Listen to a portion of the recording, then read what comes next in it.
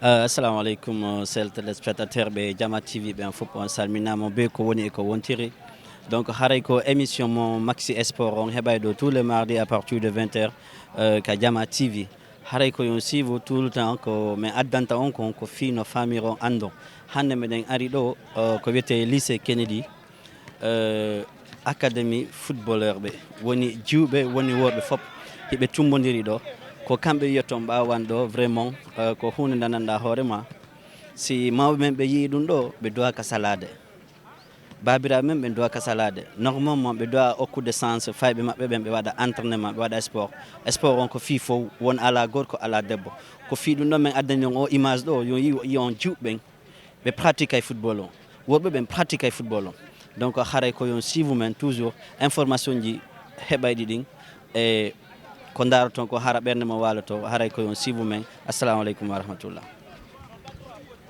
assalamu aleykum sel téléspectateur ɓe Jama TV ɓen fop ñu leen di nuyu di leen di sant di leen ne ñu ngi fi ak coach mooy lycée Kennedy comme li ma leen di wax rek di leen di expliquer tour club am nu mu tuddati ak jaar club bi ak fu mu war a cosaanu ak fu mu war a bàyyi lay seen bi ñun lay sant di la gërëm. waaw man tam maa leen di nuyu di leen fay. di kontaan si lii. di naan bismillahi rahmaani rahim. parce que lépp loo war a commencé foog nga sant si yàlla ba pare. waaw maa ngi tudd Ousseynou Diédhiou. di encadreur di éducateur sportif. waaw. lii mi ngi tudd académie Amadou Gaucher Paye ñu tuddee ko pas Gaucher Paye bu Colobane moom lañ ko waaw académie mixte la nag dafa am góor am jigéen waaw am catégorie yëpp depuis de U20 ba U10 waaw am équipe féminine tamit waaw ñu ngi fii fii mooy suñu adresse Colobane lycée Kennedy la ñuy entraîner saa su ne waaw am nañ suñu récépissé associatif ak yëpp waaw depuis 2017 waaw académie bi nag man maa ko créé bu njëkk ba école de football laa commencé école de football di former xale yi ba yàlla def nag ak samay formation yu may def ma dem def formation métier de sport ba mu may ma ay idée pourquoi pas ma créer benn académie fii nii xam nga léegi si la idée yooyu ñëwee nag ma créer académie góor ñi lañ njëkk a commencé si góor ñi pendant presque def nañ waaw pendant des années après si fur et à mesure nag comme si école bi lañ nekk te école bi école jigéen la te yàlla def na tamit mosoon naa yor équipe féminine di Aigle de la Médina yor naa ko quelques années après nag si idée yooyu ma ne pourquoi pas du ma créer benn académie féminine waaw si biir école bi mais ci commencement bi nag dama ko commencé woon si équipe bu école bi UASU lañ commencé UASU def nañ 2 ans ñu jël coupe bu UASU bi fii si IF Dakar waaw IF Dakar ñoo jël nañ deux fois ci championnat waaw coupe UASU bi après fur et à mesure nag ma gis formation bi fii di gën a intéressé wu ma ne pourquoi pas du doon académie si laa jëlee nag def ko académie si académie boobu nag si laa copte ay jeunes yoo xam ne tam si quartier bi lañ nekk ñii ngi dëkk Colobane Fass Maris Gueule Tapée waaw si la ñu ñëw nag ma toog waxtaan ak ñoom ne leen fii daal dara amu fi mais nañu ñëw ñu jéem a liggéey defar benn affaire daal waaw defar benn affaire jéem a former booy yi waaw formation bi yemul si football rek waaw parce que boo xoolee def nañ suñu projet sport étude entrepreneuriat waaw parce que xale yi du football rek leen moo tax ñu dajale leen fii dañuy gën a concentrer seen études yeeg yooyu surtout études yi boo réussir si études yi réussiroo si football bi nga dem defi beneen métier tamit nga réussir si métier boobu waaw mais depuis loor ba tey ñu ngi si liggéey bi ba yàlla may ñu tey ñu am nañ groupe bi am nañ forme bi am nañ catégorie yëpp parce que catégorie bi ma gis ni waaw am na góor am na jigéen waaw góor mooy maanaam léegi ci xale yi yan jafe-jafe moo na surtout ma jigéen ñi am nañ fii ak góor yi di jaxasoo parce que loolu tam il faut ñu wax ko si waaw mais ci ban éducation nga leen di tàggat wala ci ban jaar-jaar la ñu war a def waaw ak lépp lu ci am fii nii nga waxal ñu ko waaw boo xoolee nu mu tudd sax catégorie yi catégorie bu nekk dafa am dama la utal sa encadreur yu la yor léegi man di ko man maay circuler si kii yëpp entraînement yëpp di xool man maay communiquer entraînement yi daal di xool di coordonner lépp yan entraînement la ñuy def ak nu ñuy entraîner équipe féminine bi tam dama ko utal ay encadreur yu nga xam ne ñoom ñoo leen di gérer bokkul ak encadreur yu nga xam ne ñoo nekk si équipe góor ñi ak ñu nga xam ne ak équipe bu xale yi U10 bi ak U13 bi ak U15 ñooñu sax boo xoolee formation bi man maa si nekk parce que man maa si gën a yàgg waaw man maa gën a xam ban liggéey laa war a liggéey ak xale yeeg yooyu c'est pourquoi man maa gën a concentré wu foofu même xale yu jigéen yi itam bàyyi ma fa yaay nii damay ñëw yenn saay jox leen ay kii wu entraînement ba pare dem ba pare souvent nag entraînement jigéen ñi ak góor ñi waaw du kii daal du bokk mën nañ bokk terrain waaw mën nañ bokk terrain entraînement comme benn terrain la ñu am muy lycée Kennedy fii terrain yi bëriwul moo tax ñuy boole entraînement yi waaw boo xoolee jigéen ñi ils s'entraînent tous les jours de lundi au vendredi góor ñi tam U17 bi ak U20 bi ils s'entraînent du lundi au vendredi moo tax ñuy xaaj terrain bi kii jël côté bi ñoom ñu jël côté bi pour entraînement yi mën a jaar yoon daal. ci wàllu école bi fii da ngeen di fay pour jàng bi wala doo lañ ko fay.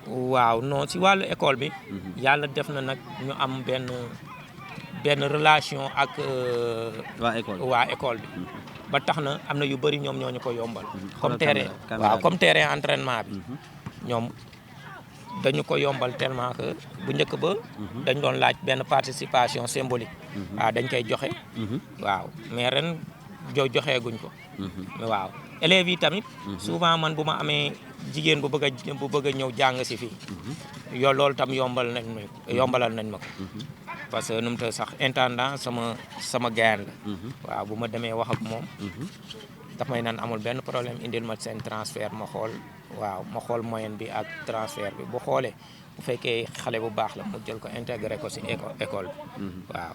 ci wàllu état bi tamit ñu ngi dugal seen bopp fii nii wala yëguñu la yaa ngi fi. non si wàllu état bi nag. waaw foofu mooy xaw a doy waar parce que foofu moom.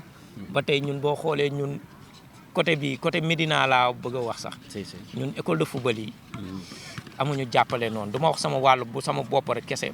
bàyyi sama yeneen morom yi. boo xoolee dañu état bi impliqué wul carrément si école de football yi daal école de football yi impliqué wul si carrément boo xoolee ñun suñu maire yi fii ñoom nawetaan yi lañ gën a tal équipe bu nawetaan yi mbër yi lañ gën a tal mais taluñu école de football yi école de football yi par hasard rek lañ leen di waaw dajale même subvention yi sax ñun école de football yi c'est rare ñu jot si. mbaa déposé ngeen seen wàllu licence am ngeen licence quand même. waaw am nañu récépissé associatif la ñu am comme école de football la ñu en attendant.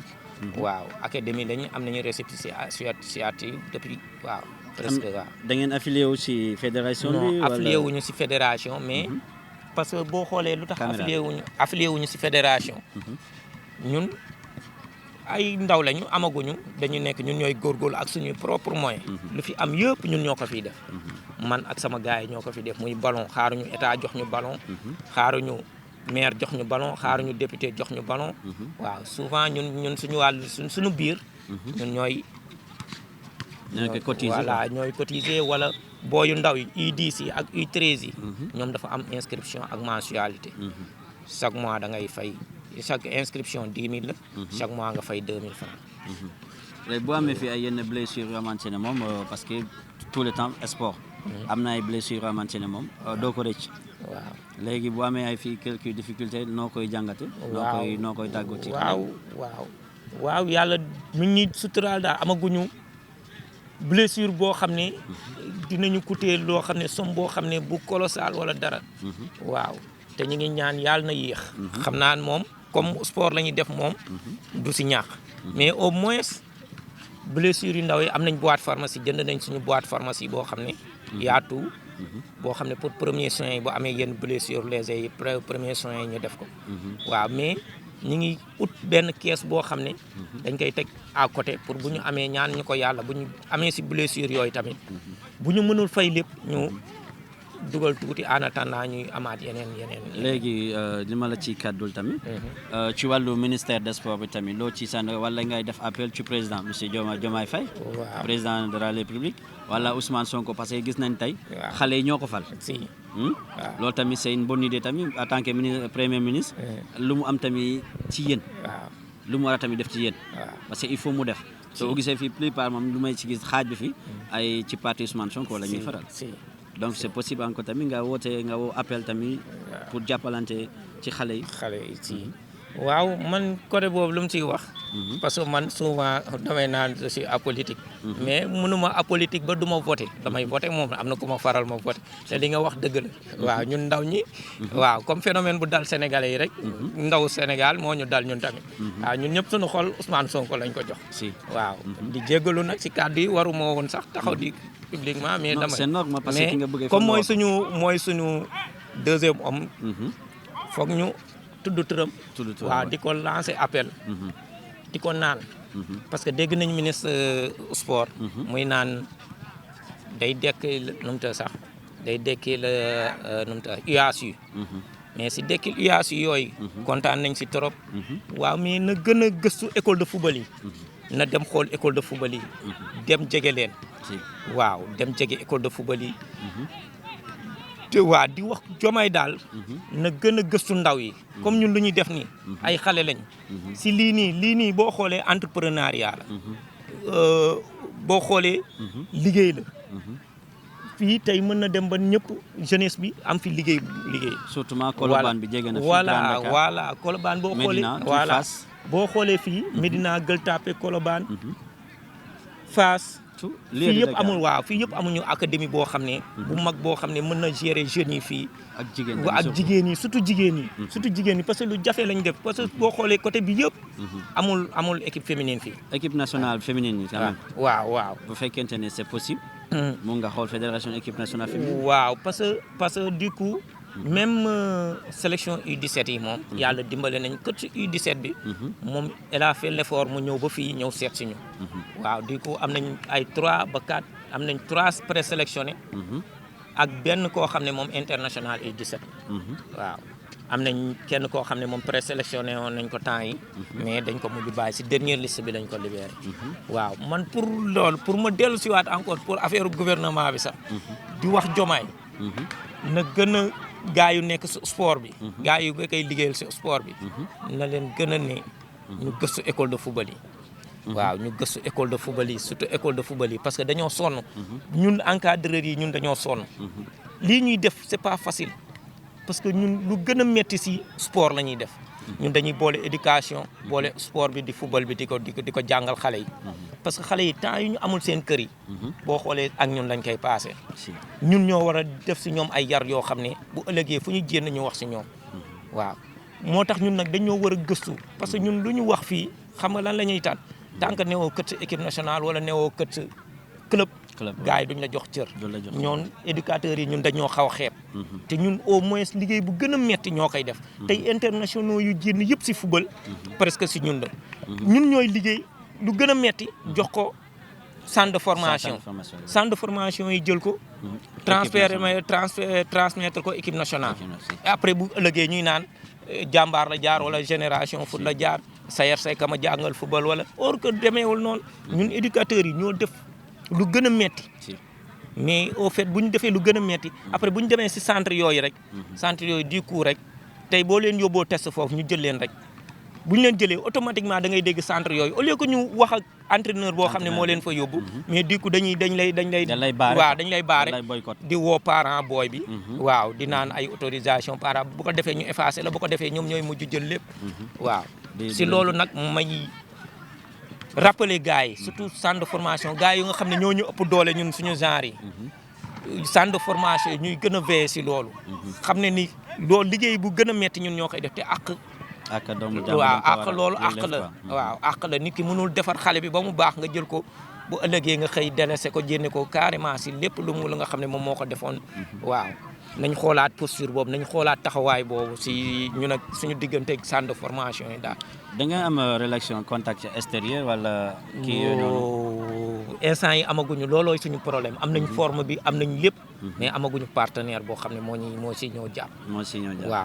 waaw si loolu nag moom moo ñu gën a handicapé fu mu toll nii moo tax ma ne la lépp lu fi am ñun ñoo ko fi def maillot yi dossard yi ballon yi plo yi yëpp ñun ñoo ko fi def amaguñu lool te comme li nga waxoon sànq ñun fii lañ nekk lycée Kennedy lañ nekk ay jeunes lañu ay jeunes lañu ay éducateurs lañu am na ñoo xam ne ay professeurs lañu ñenn ñi ay anciens joueurs lañu ak yooyu.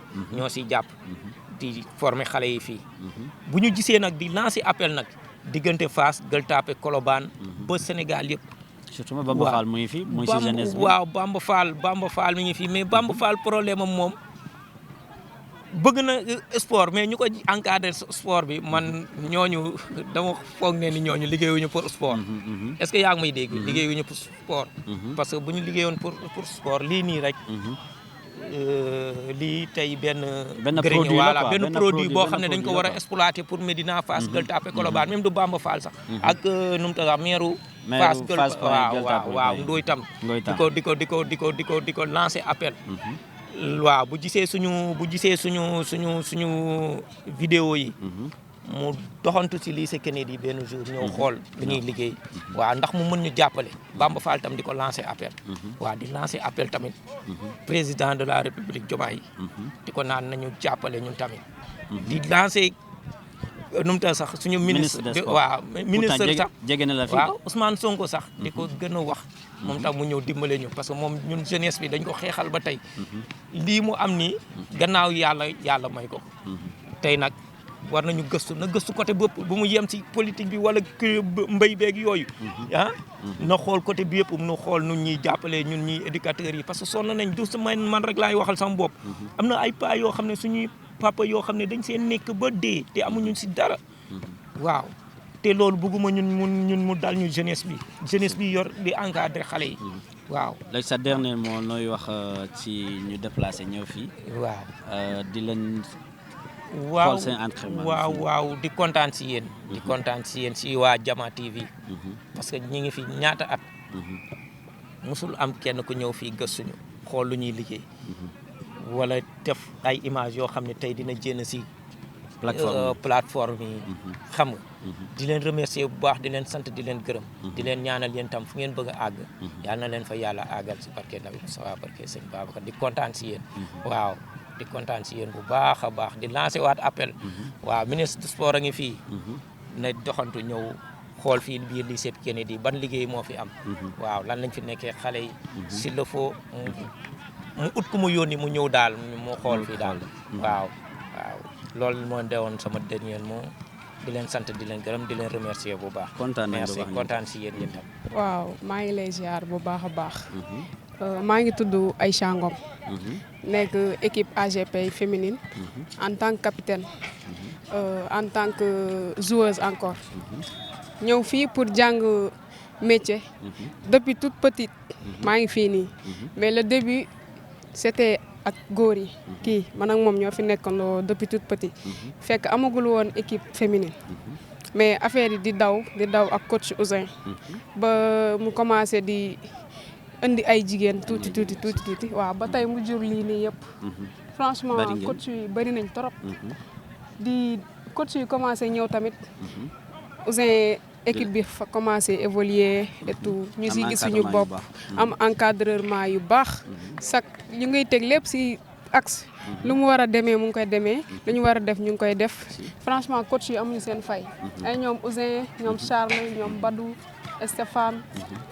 am na coach physique à part coach technique tactique classement franchement jooy ñu dara ci équipe bi lépp lu ñu bëgg ay championnat fii nii non joué guñu championnat nag joué guñu ins bi académie la ay tournoi la ñuy invité ay match amical yooyu noonu rek la ñuy nekk di joué nii mais ins bi joué guñu championnat lay lancer sa appel pour parce que gis nañ fi ngeen di entraîné fii macha allah terrain la mais quand même dafa des lu bëri looy lancer appel ci wàllu ministre des sports wala ci fédération waaw lan la ñu war a def di wax juste que ministre des sports fédération ak monsieur le maire nekk fii nii sax parfois war nañ ñëw di seet joueurs yi juste pour xool fu ñuy entraîner nu mu mel et tout mën ñu jàppale si lu bëri matériel wala bañuñu dara daal franchement parce que yombul ñun jigéen ñi tey am na ñeneen ñi nga xamante ne ñu ngi toog seen kër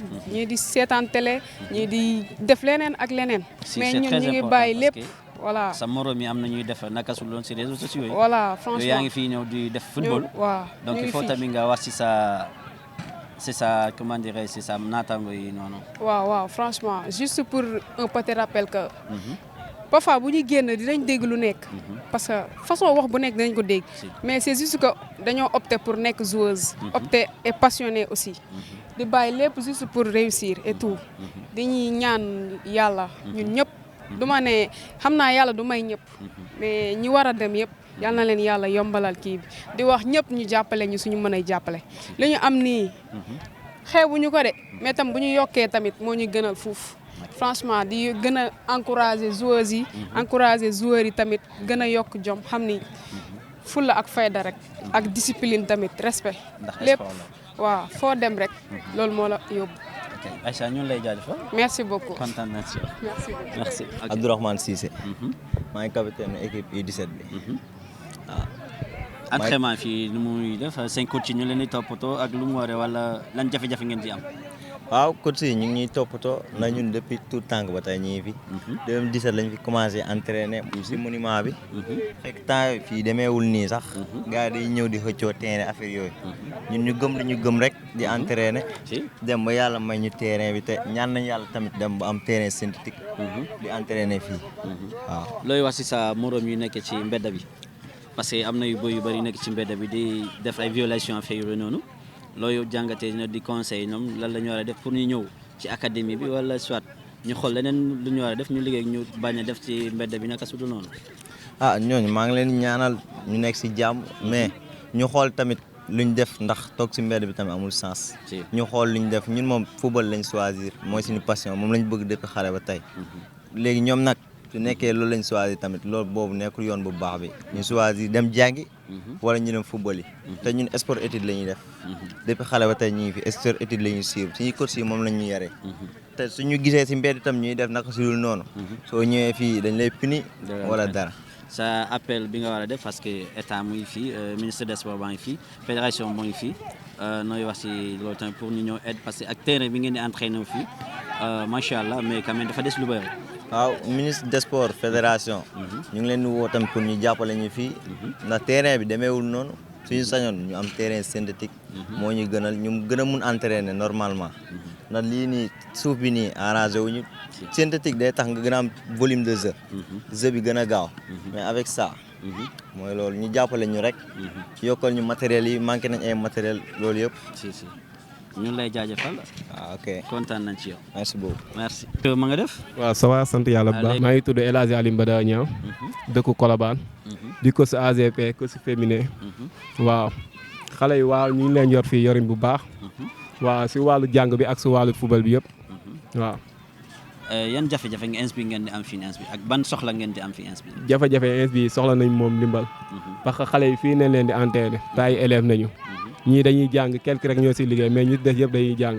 mais am nañ ay problème matériel des fois ñu ngi ko si ñooy débrouiller ak président équipe bi. di leen jàppale si ay bar at ay dosa yooyu yëpp manqué nañ ko suñ sëñoon daal ñoo am nuñ taxaw bu baax a baax a baax. mbaa xale fii blessure yi mu ngi am leneen ak leneen.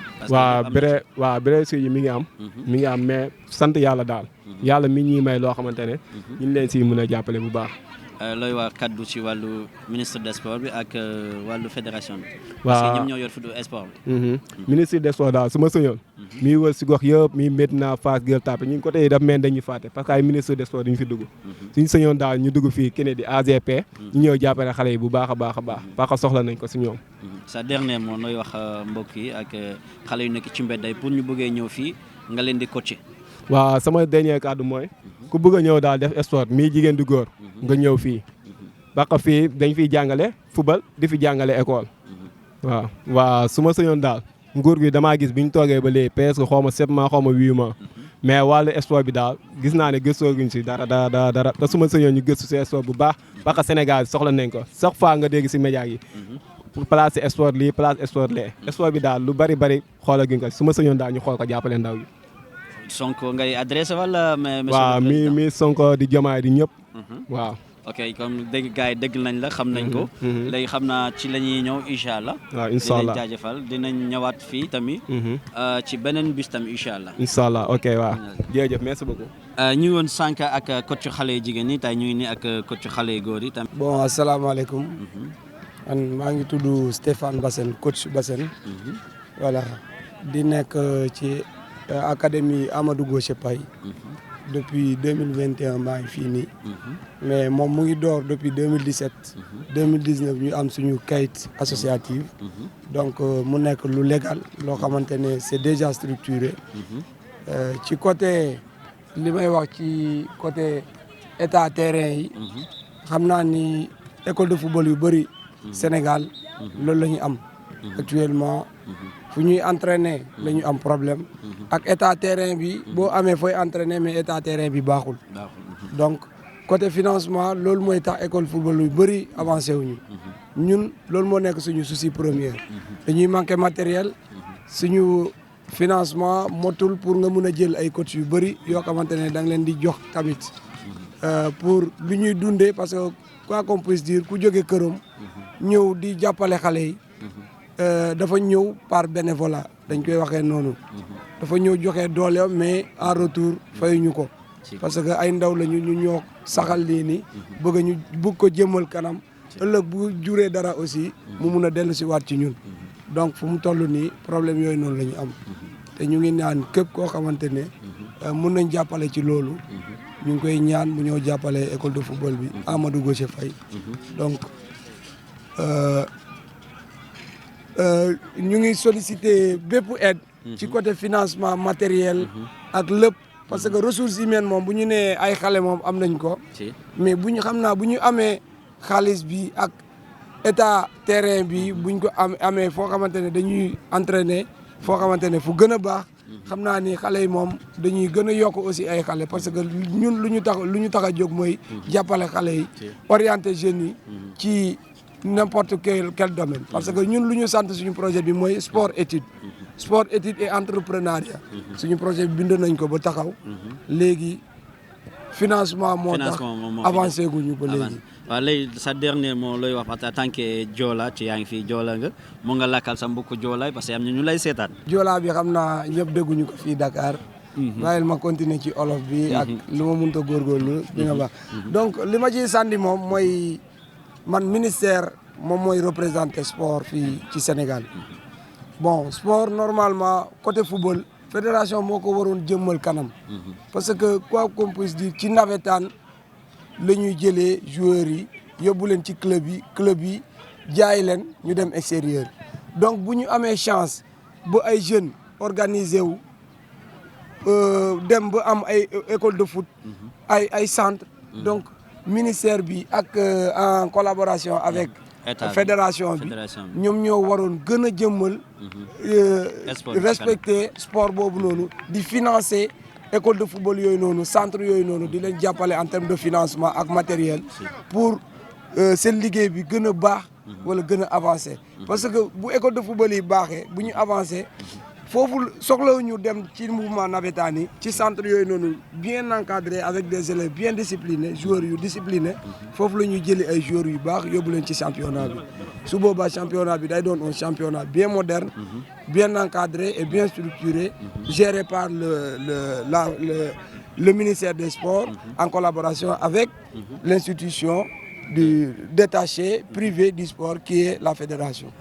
Donc, ça dernier mot que tu peux dire à travers ça.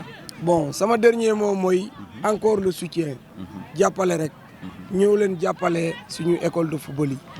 muy bii nii muy beneen ak beneen maa ngi ñaan gouvernement bi ak surtout ministère bi parce que moom mooy représenter gouvernement bi. mu ñëw ñu jàppale teg programme boo xamante ne dañuy dem di jàppale centre yoo xamante ne ñu ngi en évolution ñu jàppale leen pour seen avancement mën a gaaw. Merci. Donc c'était votre émission Maxi Sport qui vous parvient tout le mardi à partir de 20h sur Jama TV. Suivez-nous au 24/24 sur votre information. Merci à vous. Vraiment, on est content, on est fiers de vous. Merci le téléspectateur de Jama TV. On weltanama hareko pay kumonkum. Assalamu alaikum.